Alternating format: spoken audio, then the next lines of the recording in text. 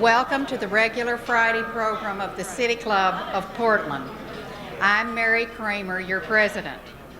As is our tradition, we will introduce our new members first. I will ask for them to stand as I call their names, and then we'll give them a round of applause when all are introduced. First of all, we have Paulette Barty, Executive Director, Friends of Columbia Gorge. Brian Campbell, Planning Manager, Port of Portland. Jean Goodrich, Deputy Director of Libraries.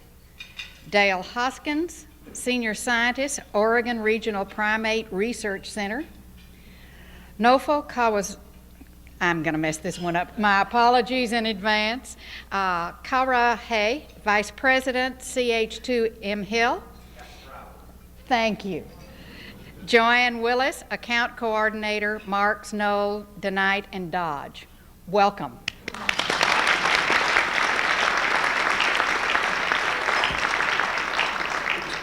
We'd like to thank the City Club members who brought these folks to us. They are Roger Buchanan, Jenny Cooper, Genevieve Hansen, Dave Olson, and Matt Stiefel. We appreciate your hard work on our behalf. I would also like to recognize the staff of both the Casey Family Program and Adult and Family Services. We're delighted that you could be with us today. And I would like the foster parents in the audience of the Casey Family Program to stand and let us give you a special welcome and a note of appreciation.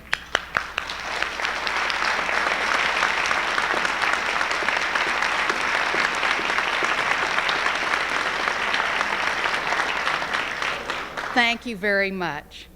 A few announcements.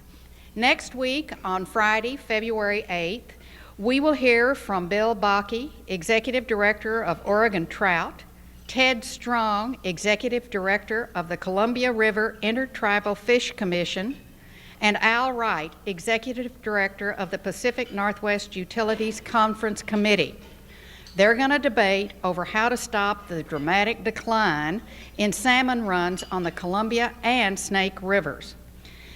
The title of this program is Seeking a Solution to the Salmon Crisis. We will be back here at the Hilton for that program. On Wednesday, February 13th, we have an open forum entitled, What Business Needs, What Schools Produce. This is the first in a three-part series sponsored by our Education Standing Committee entitled Public Education, Everybody's Business. This particular program will feature Marty Howard, Chair of Portland Public School Board, Fred Rectinus, Coordinator of the Institute for Science and Mathematics, Grant High School, Kurt Myers, Vice President and Manager for Staffing Services, Human Resources Department of the U.S. Bank, and Kay Correll, Placement Director, Washington County Employment and Training Consortium. That open forum will be held at U.S. Bank Corp Tower, 26th floor, conference rooms B and C, at noon. It's free and open to the public. The second and third parts of that series will be held on March 6th and April 3rd. We'd like to be sure that everybody knows that we welcome guests every Friday.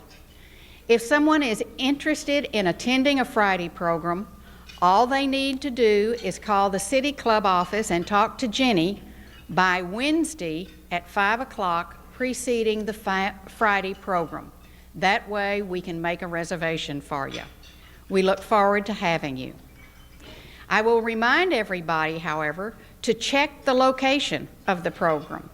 The Benson is undergoing renovations, so we will be meeting primarily here at the Portland Hilton, but from time to time, we're not going to be able to be here, so check before you come. Our board host today, seated at the head table, is Cheryl Warren, Personnel Manager for Oregon's Department of Insurance and Finance, and a member of our Board of Governors.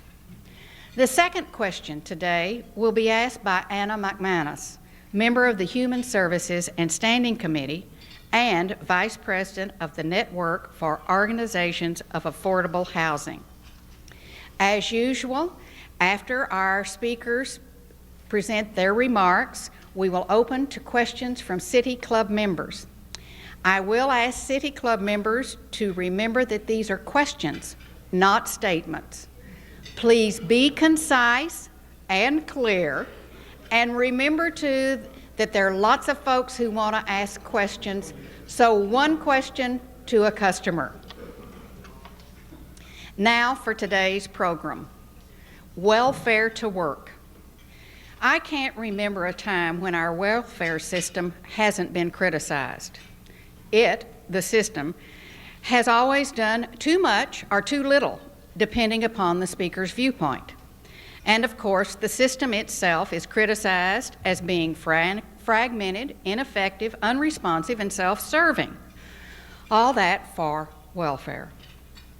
For those, however, who are close to the system, they are always asking too few people to help too many other people with too little money. So what's wrong? Why are our attempts at caring for the less fortunate not working and not viewed positively? We hear the question often, or the solution, that people could get off welfare if they just pull up by their bootstraps. But people have forgotten. Some of us don't have the boots. We need to find a way to provide the boots so the bootstraps are around. Our welfare philosophy is shifting. We need to prepare people for self-sufficiency and to support family units. We need to help them overcome the barriers to independence. And perhaps even more fundamentally, we need to recognize our interdependence, theirs upon us and ours upon them. We're lucky enough today to have nationally recognized speakers to tell us about the welfare reform movement. First of all, we have Ruth Massinga, Executive Director of the Casey Family Program and the immediate past president of the American Public Welfare Association. Her rich background experiences vary from being a caseworker in a Harlem hospital in New York, to a director of a group home, to director of Berkeley's Children's Services, and finally, Secretary of the Department of Human Resources of the state of Maryland, before coming to the Casey Family Program in Seattle. She was educated at Southern University and received her Master's of Social Services from Boston University. She is also the recipient of several prestigious awards for outstanding service in the area of social welfare, such as the William G. Baker Memorial Award from the University of Baltimore. Our second guest is Stephen Minnich.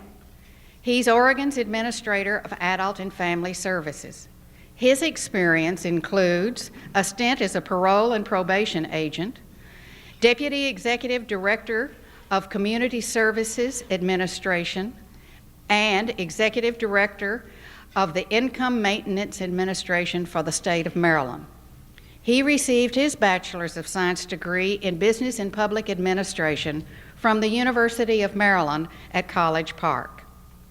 He came to lead our Adult and Family Services Department in December of 1989. We will hear from Ms. Massinga first. Please join me in welcoming our guests.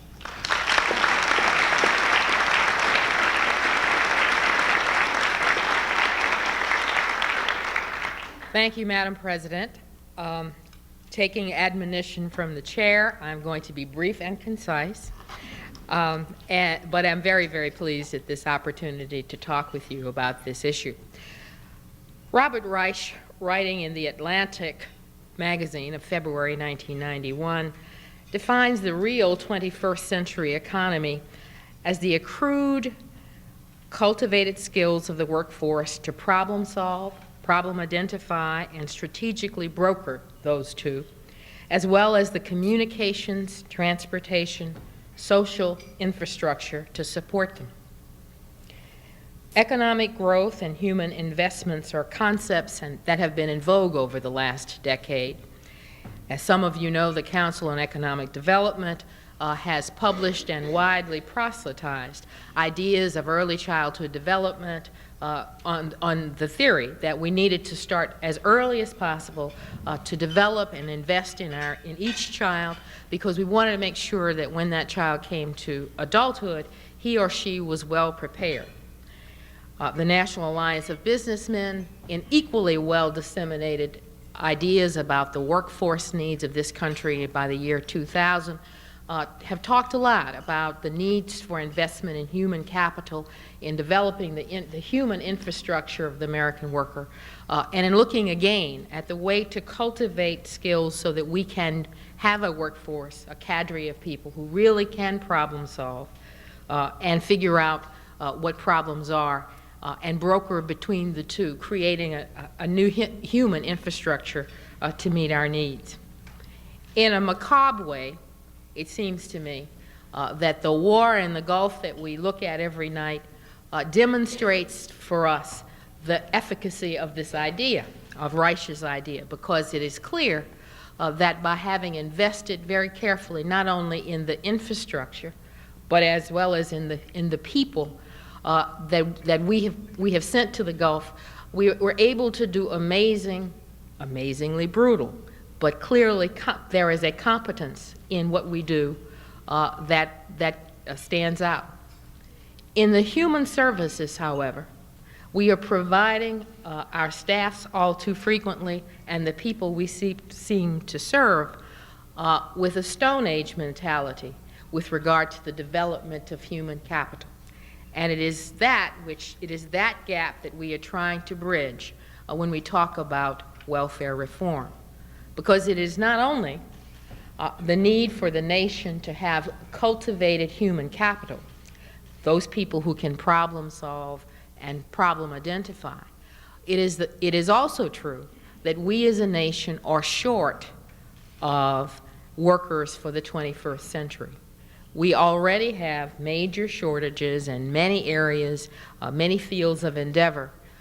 And it is the marriage of this economic need and economic necessity, as well as our requirements for the 21st century, that makes welfare reform an ever more salient issue to talk about today. Now, what do I mean by that? Well, obviously, if we're short of people to do what we need to have done, if we need to cultivate and invest in human beings and the potential of human beings, this is the right time, it seems to me, to look at what welfare reform portends for the future. Because there are some basic concepts which are very much the same. It says we got to invest in human beings, we've got to be smart about those investments, and we've got to marry them into the needs of the economy. It is not just training people for training's sake, but rather training them to meet real job needs that are out there today and we can project to be out there in the 21st century. So the elements of welfare reform which were brought into law at the federal level in 1988 include such concepts as really creating marriages and partnerships between higher education, public education at the secondary level, as well as with the public welfare systems, making sure that we were thinking about job training opportunities and real jobs for real people that needed to be done, and tying them into work with the business sector. It was very clear that we had to work that if this marriage was going to succeed, there had to be linkages, strong linkages, to the business community in each of the sectors, each city, each town, because there had to be planning associated with what the business needs were, and trying to link these human beings who are on welfare, but who potentially could get off welfare by being trained with real needs and real jobs that were localized. That's what I understand has happened here in Oregon. That's what I understand has happened in many of the successful states which have started to implement welfare reform. And while the issue of job training and real jobs that were at the end of the pipeline was a linchpin in this. Another major element was looking very carefully at attitudinal changes, like looking at child support and making sure that it was a strengthened system so that absent parents were responsible for their children. Saying to ourselves, and saying certainly to recipients who were largely women, that welfare was no longer simply a woman's problem. It was, in fact, the responsibility of both parents. And strengthening, as the Congress did in 1990 with the President's support, strengthening the outcomes for people who had formerly been on welfare but were newly in the workforce. Providing, through the Earned Income Tax Credit, for example, real money at the end of the pipeline so that they could hold on to it and sustain themselves and their children once they got out into the workforce. Providing transitional benefits, health care and child care and transportation and all those things that are critical in order to get from a dependent place to an independent place. And finally, for all of us, saying that if we really are going to change our attitudes, let's think about welfare as a real transition. That is, it's not forever. It's an opportunity for us to organize the way we think about helping people and investing in people for a short period of time. We're going to give it our best. We're going to organize ourselves well, but at the end of that period of time, the expectation, because we need the workforce, the expectation is that the person who will have been job ready actually moves out into the workforce. How's it working so far? Well, it's working reasonably well. It took states a period of time, and there were requirements to be able to offer this new organization not later than October of 1990. In Oregon, when I was here last, actually when you kicked it off, it started off with a bang, and Steve will talk more about where you are as of the end of the first several months. The promise that is before us, however, I think is clouded by the global and certainly the national recession. In 31 of the states in this country, state governments are looking at drastic reductions in all areas of services, and certainly here in Oregon, I know that Measure 5 faces you with some tough choices. What does it mean for welfare reform, and what does it mean for economic development for the 21st century? It seems to me the challenges that are ahead of us today, the challenges that will be ahead of us in a decade are the same. An investment in human potential, an investment in this kind of new thinking with regard to how we see welfare is critical, in my view, irrespective of the momentary difficulties that we may face either as a state or a region or as a nation. We've got to be able to change not just the attitudes of the recipients, but our own. And the way to do that, I think, is to stay the course with regard to investment, to this investment idea, and make sure that the elements are in place. They may vary. They need to in communities, because community needs are different. The job resources and the job skills are different, but it takes the time. It will take time and effort for all of us to stay the course. I'm reminded, I guess, in relation to my present work, of the necessity to stay the course if one really wishes to invest in human beings. As some of you know, equally maligned as child welfare is a foster care system. One of the things that we have learned to do in the Casey Family Program is to stick with the youth, stick with the family, invest in them over time, even if that time is a decade or longer, because it takes that time to heal the hurts and mend the difficulties and help somebody off on his or her new path. The same thing is true with welfare reform. The same determination, the same relentless pursuit of not only reorganizations for reorganization's sake, but to pulling together resources in the business community and the education community that make a difference in a young person's life so that families and children whom we all need desperately to be in the workforce, are empowered and able to take care of themselves and the next generation. So welfare reform, it seems to me, is one of those issues which has which comes at a time, this incarnation of welfare reform comes at a time where we need that human investment, where business needs it, and if we can stay the course, we will see, I think, perhaps an end to some of the grumbling that we've talked about for so long over the last 50 years, and an ability to finally help make a difference. Thank you.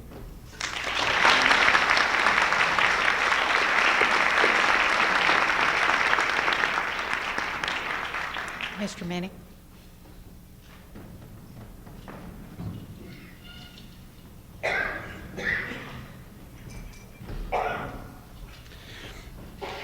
Thank you, President Kramer, and members and guests of the City Club. It's indeed an honor to be here and share the podium with Ruth.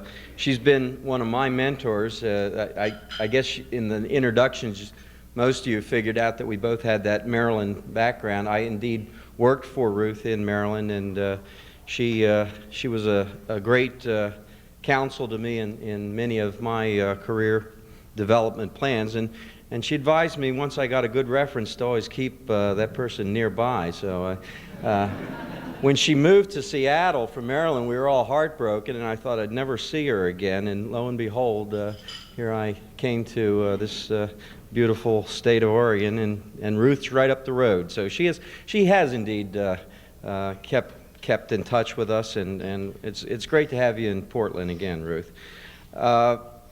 I guess the picture that Ruth gives from the national level is rather instructive and important. I think in many ways we can't overemphasize the investment strategy. To give you an idea of what we're working with here in this state, our combined benefits over a biennium total about $1.7 billion just in benefits alone in food stamps, medical assistance, and ADC. Now that, you might say, that's real money. That's big dollars, and indeed it is. But the service that it goes to, over 200,000 Oregonians receive those benefits, and the issue is here one of rather an economic dilemma. Are we, in fact, ever going to fulfill the promise of what was called an income maintenance system and deliver a reasonable standard of living? Because believe it or not, that $1.7 billion really delivers about 80% of the need level out there. About 80% of the federal poverty level is sustained by that $1.7 billion. So the converse of it, the other side, is if we were committed ever to have a reasonable support system for low-income people, we probably may be priced out of the market now by fiscal realities and economic realities facing not only this state but the country. So the issue facing AFS, Adult and Family Services, was one of where in the Measure 5 mentality do we take our cuts, where we are subjected to the same cuts of the rest of the government. We in fact said that we would try to preserve that welfare to work portion, $88 million, a very small sum of money in terms of that $1.7 billion of benefits, $88 million going to training, employment, placement activities, world of work type training that goes on out there for our individual client populations. And we would in fact take reductions other places. We've taken significant cuts in our administrative budget. 151 staff positions will not be funded through the biennium that were funded last biennium.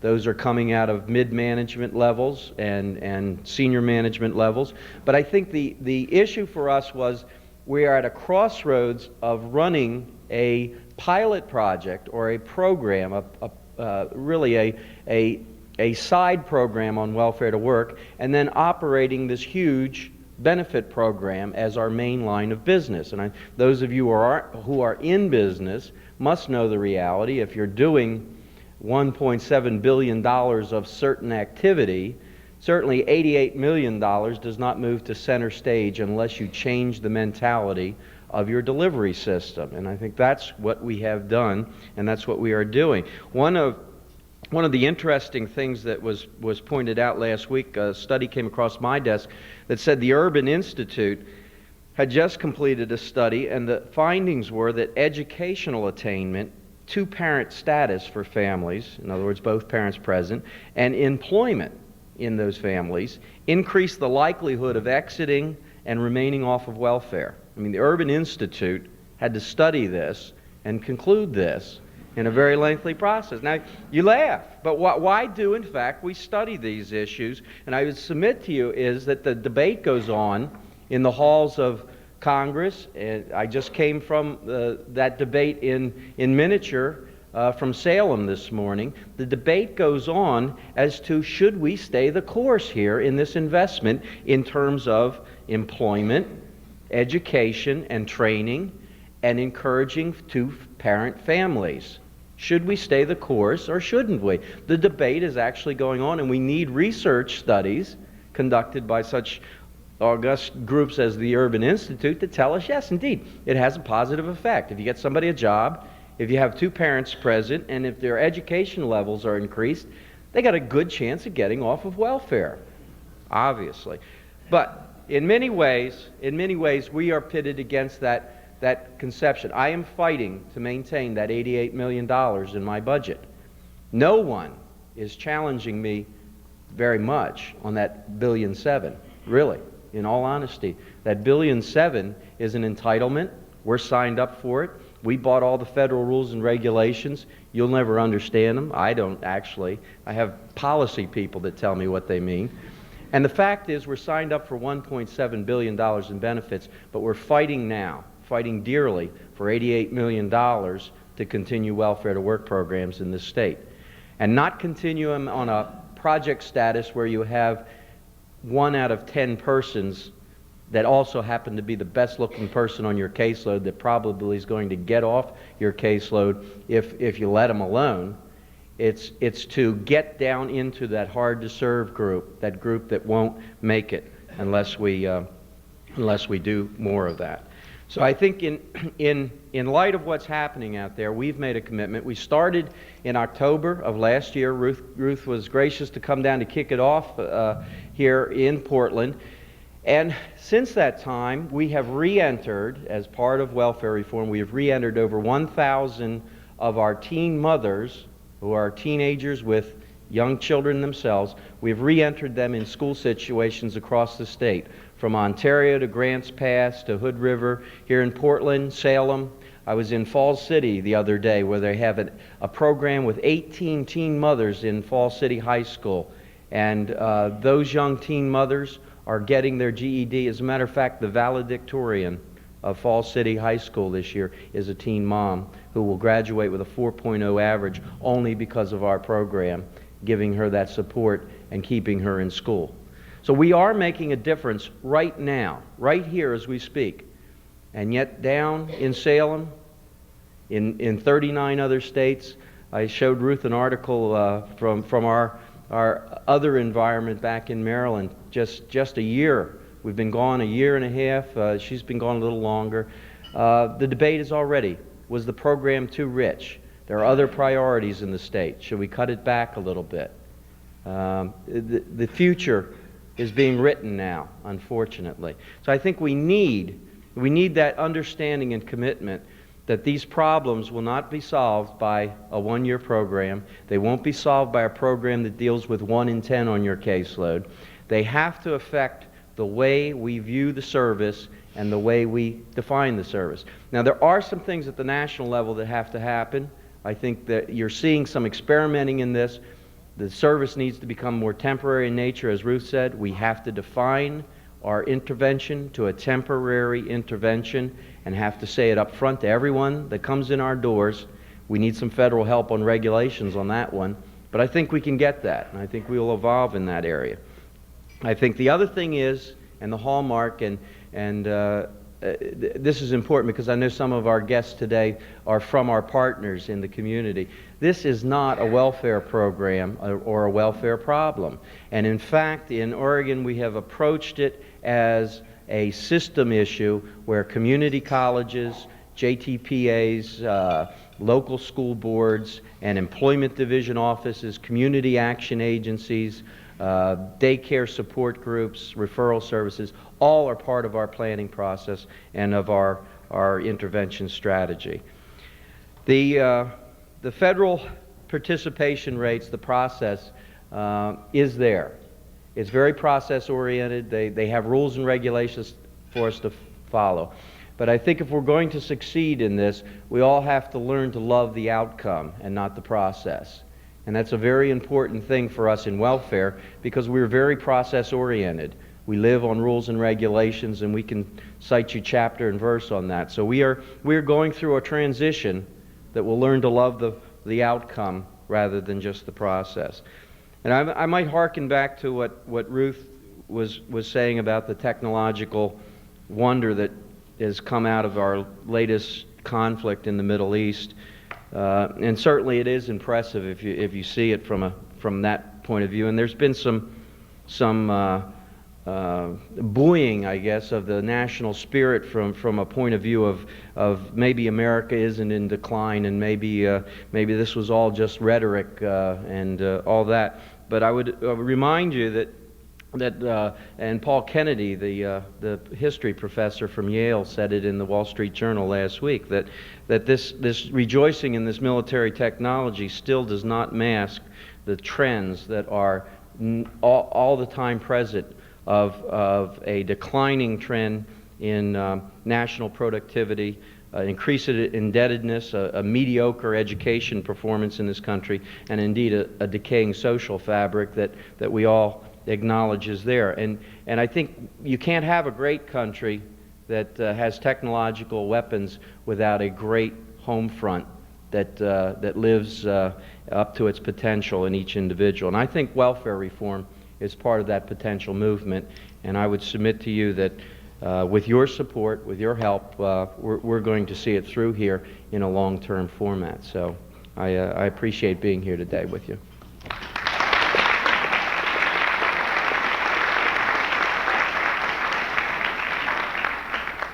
Cheryl Warren, member of the board, has the privilege of the first question. Cheryl? It has been written that by some that we have a permanent underclass in this country, and by others that we are near having a permanent underclass in this country. And I wonder if either or both of you would respond to where you think we are with this problem and what will happen if we do have one or will have one. Oh, I think there is a decided gap in this country between social classes, and that, in fact, whether you call it an underclass or not, in certain of our large urban areas, the disaffection and isolation and ingrained patterns of what other people would call deviant behavior are very real. We all know them. The question, I think, is, so what do we do about it?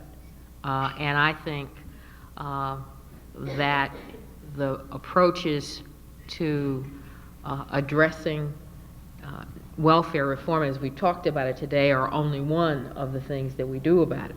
But I think, for sure, there has to be some way by which we as a society say that is an intolerable situation, that in fact we are not going to throw away generations of people, which I think that represents. And if we make that statement, then it seems to me what follows have implications for bridging communities in very different ways than we've experienced it before. Economic bridging, as well as moral and ethical and spiritual bridging, if you will. So I think that we do have great divisions, great class divisions, and certainly in our large cities. And I think that the implications of that, if left unchecked, to me are frightening, because I don't think And I think already it is clear that that isolation will not just be confined to those areas of town or those areas of the country, but rather that their effects will affect us all.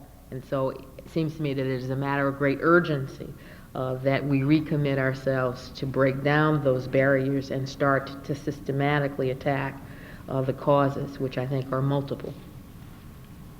Stephen, would you like to add anything? The issue of the underclass is one that is daunting for sure.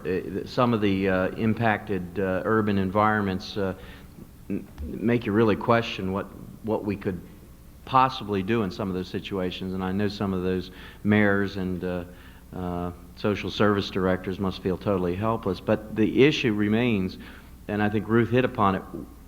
So what do you do? I mean, do you throw up your hands and say we give up, or in fact do you still, from a national policy perspective, and I think that's what's been lacking for a long time, is a national perspective on some of these.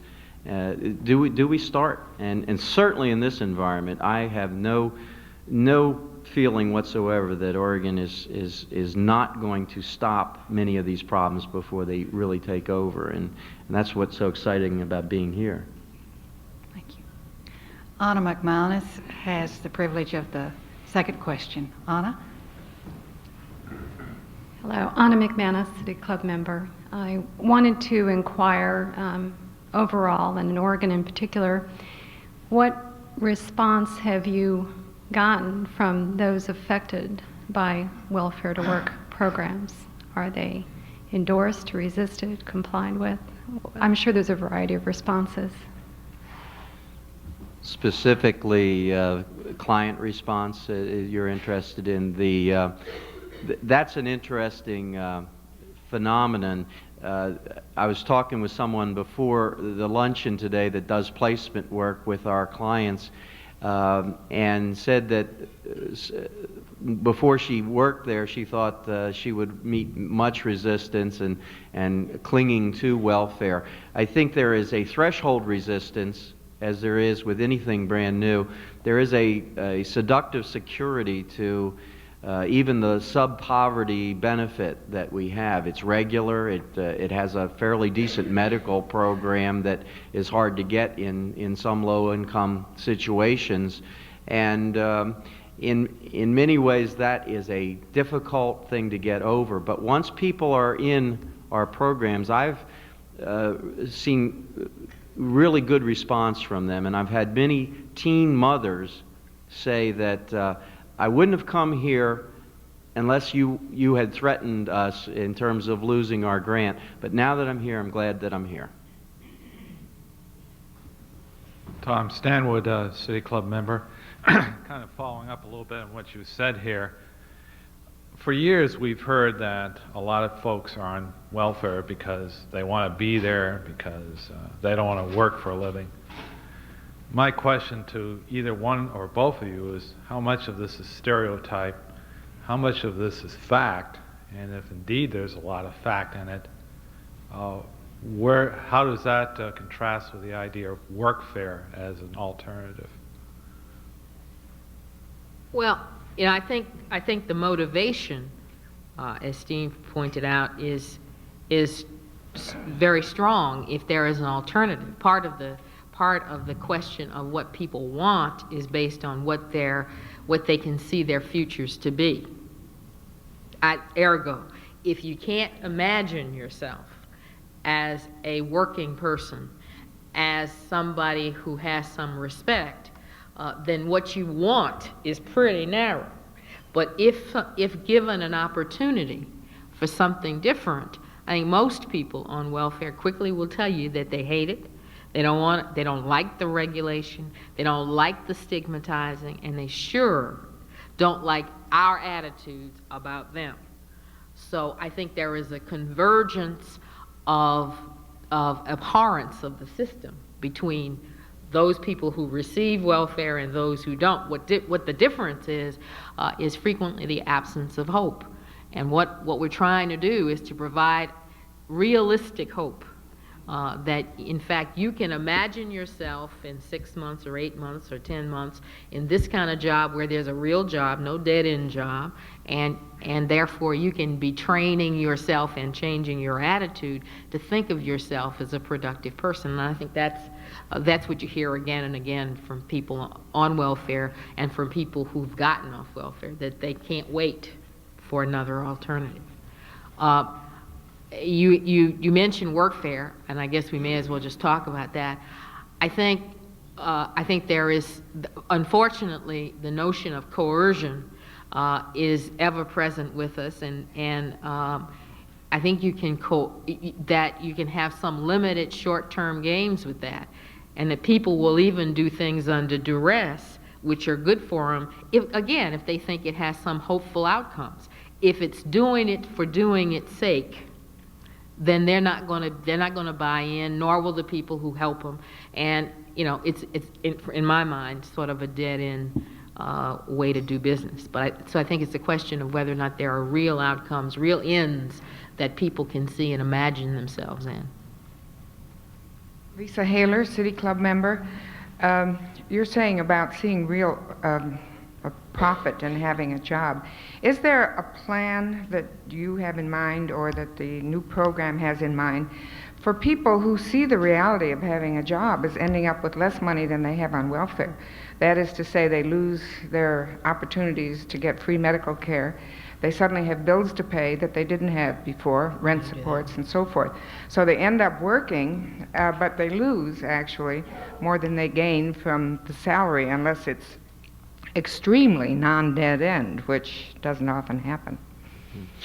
Again, the issue is as you have stated it, the minimum wage job is not going to be sufficient to keep someone at the benefit level that they can get with welfare, especially the medical benefit, which is one of those increasingly difficult benefits to maintain. Congress has, in welfare reform, done a couple of things institutionally for us that help.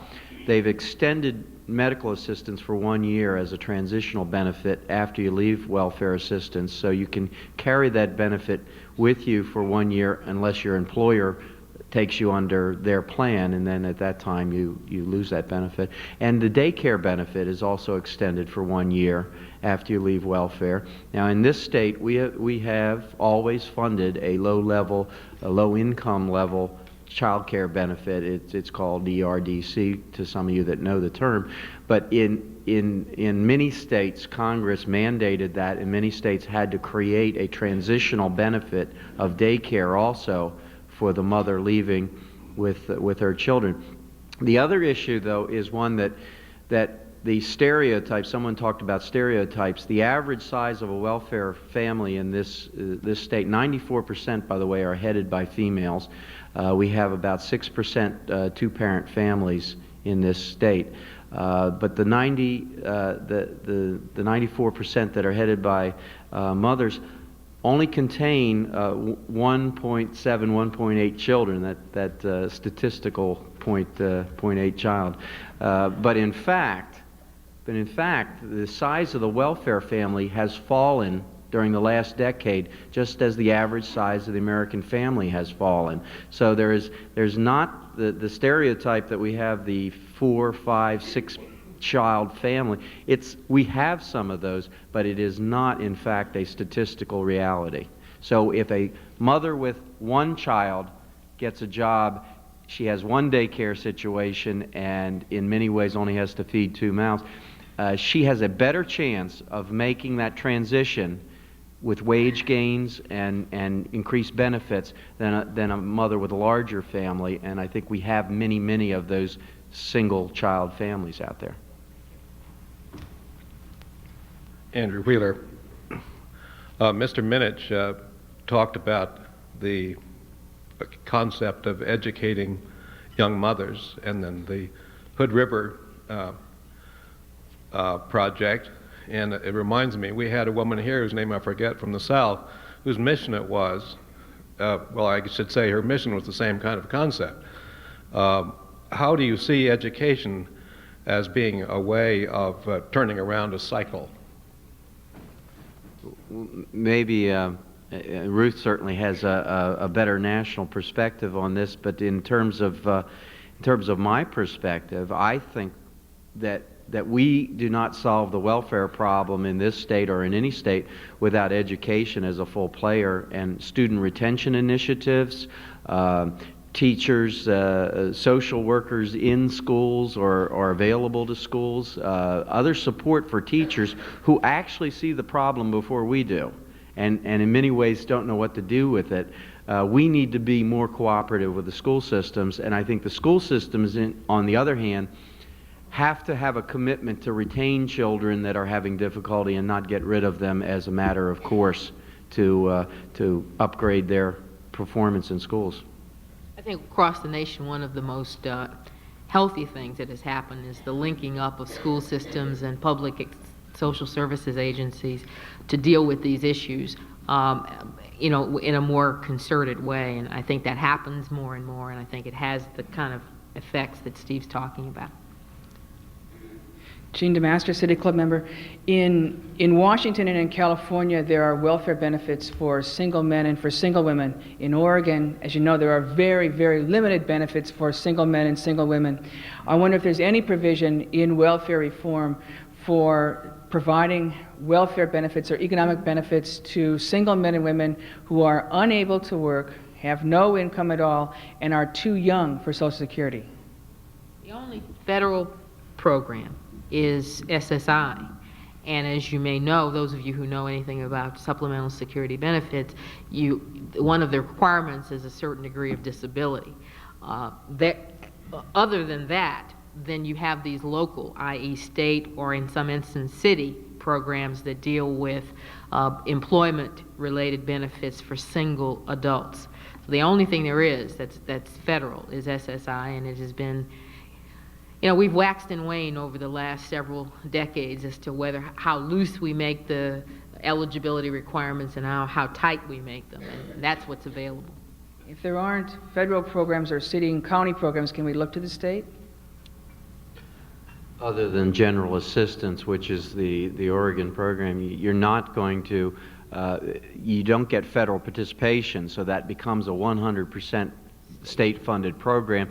It is always vulnerable in economic hard times. I think I saw a piece coming through from Michigan the other day that their whole general assistance program is on the chopping block because of their budget deficit. It is a very vulnerable issue with 100% funding at the state level.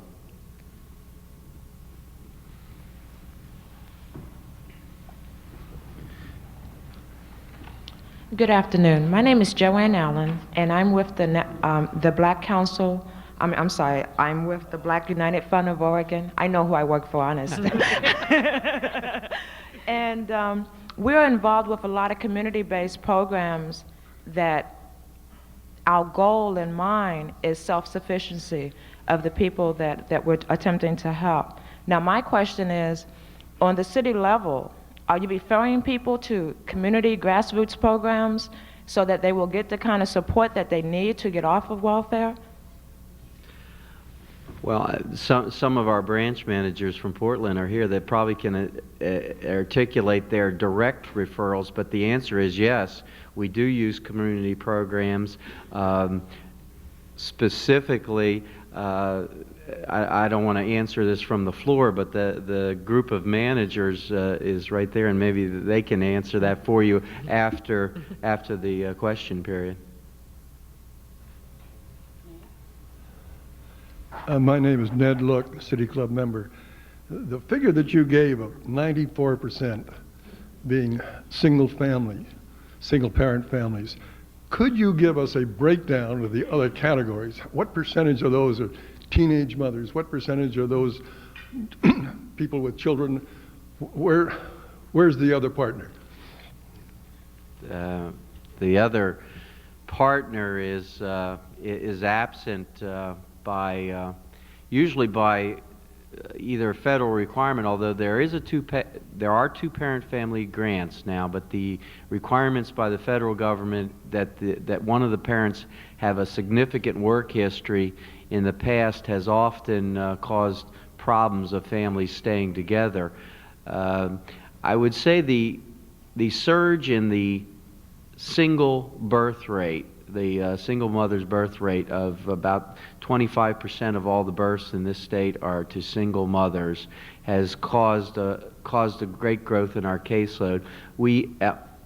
While our standing caseload is about 10% teen mothers on any given day, the fact is that most of the other women who are still in our caseload did experience a teen birth in their evolution of their life to welfare, so that their characteristics largely include dropping out of high school, having a teen birth, and not having the father of the child in that household, either by choice or by later divorce or separation. The federal government, welfare is a children's program, and by definition, the parents are a resource to the children, and there's what is called a deprivation factor. So there has to be deprivation of the children for the children to be eligible for that grant, and that is why some of the critics of the welfare program have indicated that there ought to be more incentive, more institutionalized incentive to keep families together, and therefore you see some experiments, the most recent one in Wisconsin, where they're actually giving larger grants purposefully to two-parent families that are still together. That's an interesting. Are we contemplating doing that here in Oregon? Well, I'm interested in some changes. The changes have to happen at the federal level, and I think what we're doing is lobbying through Ruth's association, the American Public Welfare Association, which is a professional group. We are lobbying for some of these changes. You've got to remember, though, that welfare reform, which just kicked off, is probably the culmination of one of the heaviest lobbying efforts on welfare directors' parts in this country. It was the welfare directors and the APWA, coupled with, interestingly enough, the National Alliance of Business People, that lobby heavily for the changes in the current welfare law. There do need to be. I think it's clear that marriage rates are declining marriage rates in this country have heavy economic consequences for children and their mothers. And it is clear that we need to think about many kinds of incentives, some of them economic, some in other realms, that can support higher marriage rates, because that's one of the major factors for people being poor, obviously. Thank you very much. Hi, my name is Ulysses Tucker. I'm a television producer for the ABC affiliate here. And I'd like to say dittos with some of the things you're saying, because we recently spotlighted a program called Steps to Success, which is based at Mount Hood. I'm sorry to interrupt you.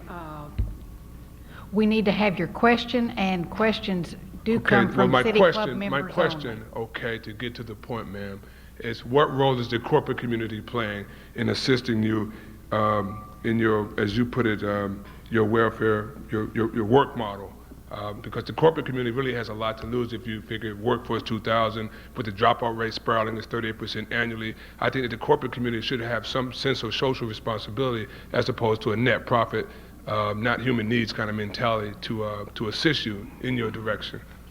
I couldn't agree more. The Job Training Partnership Act is involving directly most of our corporate partners. However, I would emphasize we probably do not do as good a job dealing with Chamber of Commerce and professional organizations and the Association of Oregon Industries, and we need to do a better job in getting them and giving them an easy way to get involved. We need to do that ourselves. Ellen Lee, member of the club. I was following up on your earlier comments. Have you had enough time to have any experience on absent parent support? I know that's one of the parts of the program. Any luck? Yes, we have. We received a C, grade A, B, C, D, E or F. We received a C as a state in the most recent grading from Congress, which, by the way, no state received a B or an A in child support. Many states received Ds and Fs. Oregon does, I guess by that, an average job.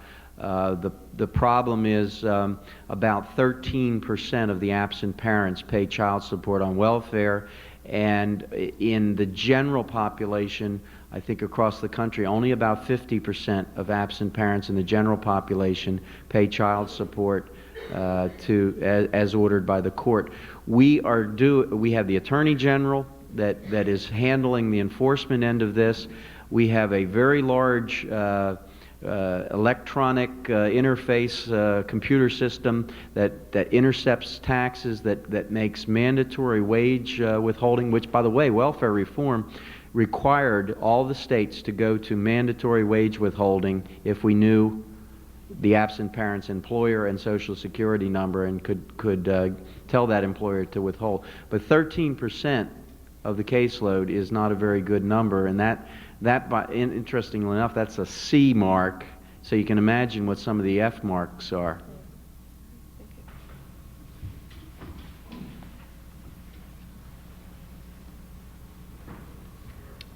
My name is Pete Bear. I'm a City Club member. We've heard about a few values, and American society tends to hold certain values very strongly. Among those, independence, creativity, self-sufficiency, and a strong sense of self-worth.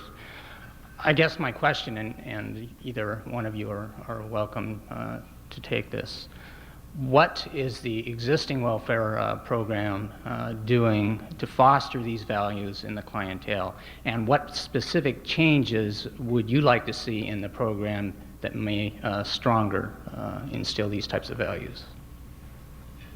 I think there is a very strong push toward strengthening a sense of self-sufficiency and a sense of self-worth, and that gets played out by saying, in many ways, and we've talked about the concrete ways that we do it, you are worth child care in order for you to acquire some skills. You are worth the investment of a businessman and a tutor and so on to acquire some skills. You are worth the effort that it takes for us to spend with you so that you make this transition. And I think people learn and people acquire a sense that other people care about them by the tangible things that happen rather than the words, than the rhetoric.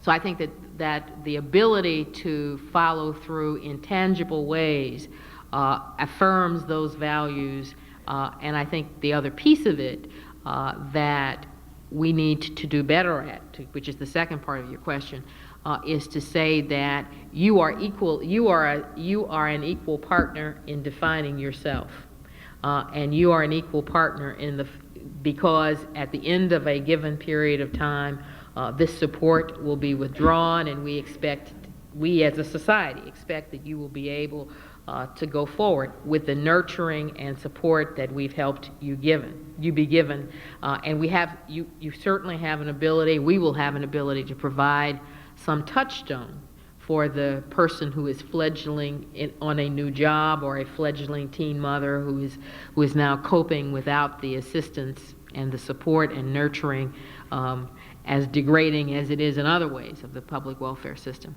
So I think it is the ability to provide that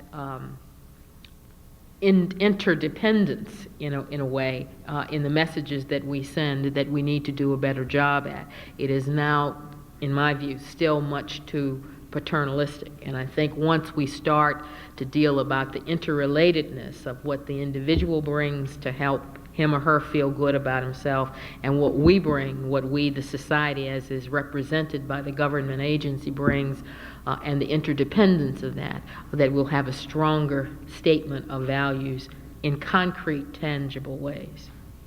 I agree.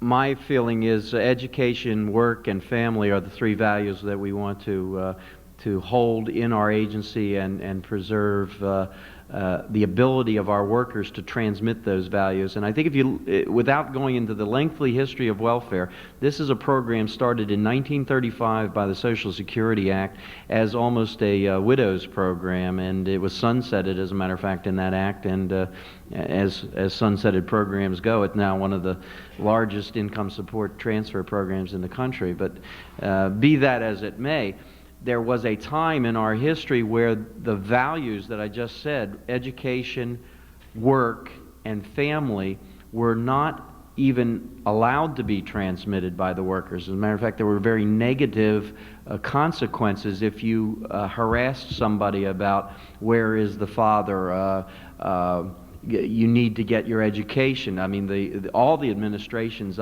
even up through the Reagan administration, did not allow education as one of the activities in all the welfare reform movements. They were always work movements. You could never do education in these. So we've never been able to transmit those values as a organization. Now, any of you that are in the private sector know that if you don't have values and your employees don't transmit those values, then it becomes a sort of a free-for-all as to who gets to do what in the organization. So we're trying to get back to the place where family, education, and work can be a value statement every time a worker talks to a client. And I think that you'll see some of that. Thank you. We are out of time. I appreciate our speakers' remarks, and also I appreciate the questions from City Club members. We invite those of you who are guests to think about joining. Please join me in thanking our speakers.